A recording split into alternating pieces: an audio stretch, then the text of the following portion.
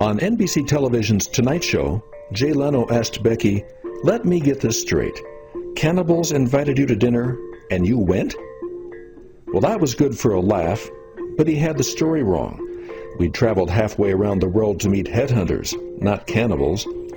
Our flights to Tokyo, Singapore, and Borneo totaled 10,500 miles, and the final 50 proved the most difficult.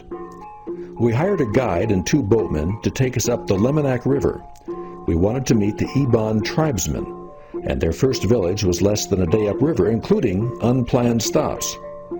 Stops such as when our guides went after a 10-foot python in the water. We saw danger, they saw dinner. I don't see it. The snake went right into here someplace. Maybe it's too bright, maybe. Where did it go? Where did it go?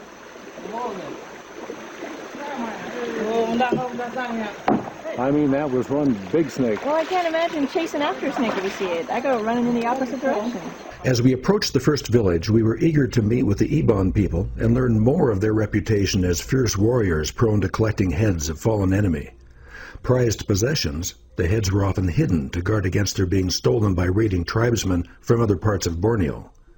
But first, some of them stopped to talk about harvesting not heads, but unusual food. And you were saying about they cutting them off and making a lovely little treat. What they do is they cut, if they want to get the sago worm, they will cut the whole palm and they let it to rot for 3 or 4 months. Then the beetle will go inside to lay their eggs. And that's where when the egg hatch, they get the maggot or the sago worm, we call it, as big as my thumb. It's yellow or cream in color. It's a delicacy here. People eat them raw or they deep fry them. They deep fat fry or they eat raw maggots. It contains a lot of protein. I hope we get some tonight. That would be Maybe delicious. tonight dinner is secret, huh? When we arrived at the village, the chief sacrificed a chicken, put drops of blood on our hands to protect us from the spirits, and performed a ceremony.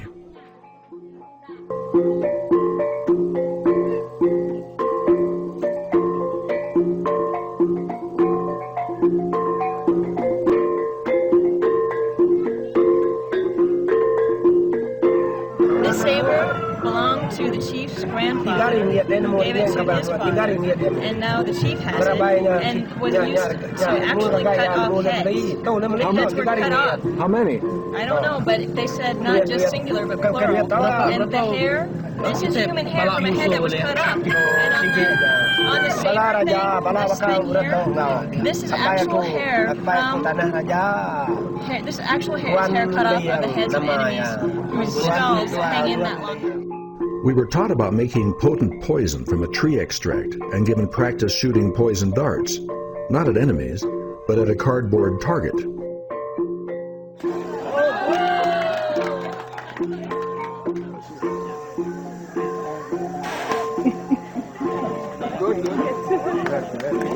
Did you hit it? Yeah.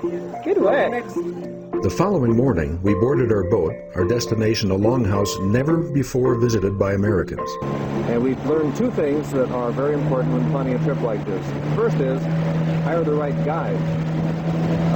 Because this man, Salvam, knows the river, knows this entire area, and loves these people. And you can see that.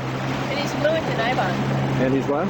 Fluent in Iban. Yeah, he's fluent in Iban. Here we are now, about to hit some rocks. We were hoping it would rain last night so there'd be more water. Yeah. Not only is he one of the world's great guides, but he's very quick to jump up and help pull us across the rocks when, like we are now, we end up stuck. By the time we arrived at the village to present gifts to the 11 families, we'd run aground several times, helped drag the boat up rapids, and couldn't believe we had avoided walking the last few miles. These guys must be exhausted. I never saw anything like it in my life. This boat went places I never dreamed it could go. And here we are, about as far to the heart of Borneo as you can get. We don't know what to expect, but we'll find out soon. We'll be sleeping on the floor of the longhouse. And now the things that we brought, little cookies, are being passed out. Cookies and crackers and chips and stuff. And these packages were carried upriver, and now they're dividing them all. We presented them all to the chief, because he's the only one to give gifts to, and then the chief divides up everything he got. So he appointed these women responsible. We're making 11 stacks. There are a total of 11 families here in the longhouse. So we spent the night in the common area of the longhouse, and in the morning climbed down the steep bank to trek further into the heart of Borneo. To our surprise, several villagers came along to help, and the extraordinary service of our guides continued. Now here it is. The woman is being carried across the river. Becky, take a look at this. What? Everything that's valuable to us in life is in this little boat, being rowed by two people standing up. At our destination, our hosts built a lean-to for the night, and they ran a vine as a clothesline and gathered food from the jungle and caught a huge crawfish in the river. Oh, look at this thing. what the heck is that? It's a sea monster.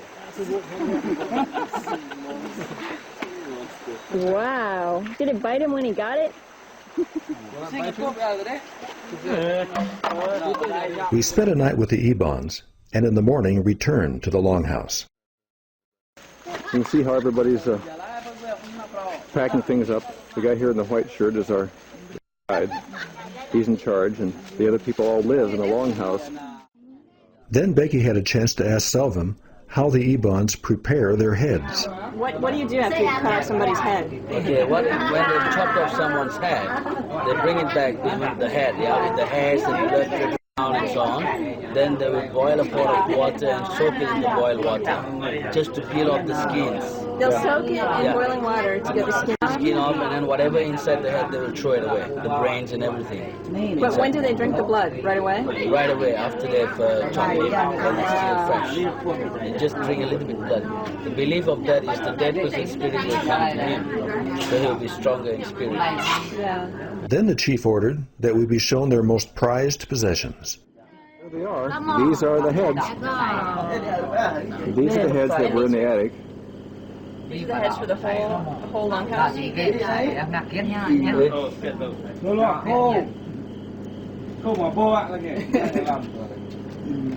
Hold that up. Let me take a picture with you.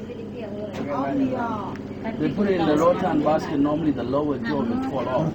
They didn't have the basket. Oh, I see, yeah. You need the rattan basket to keep the skull together. You put it kind of in the light there, yeah. So do we know how old these are? These are more than a century old. More than 100 years? Oh, nice. You dropped their head.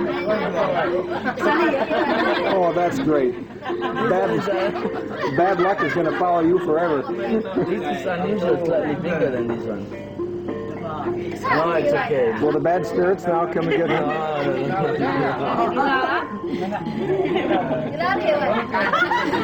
He's trying to clean it out. It's all dusty. He's taking the innards out of this skull. I thought he boiled it already. These are the things which the moon rat or rat or squirrel brought it in. So a moon rat has gotten a bunch of twigs and put it in this guy's head. He just gave it a drink. He just gave it some rice wine. Party with that guy. Oh man, the head's falling out of its cage too.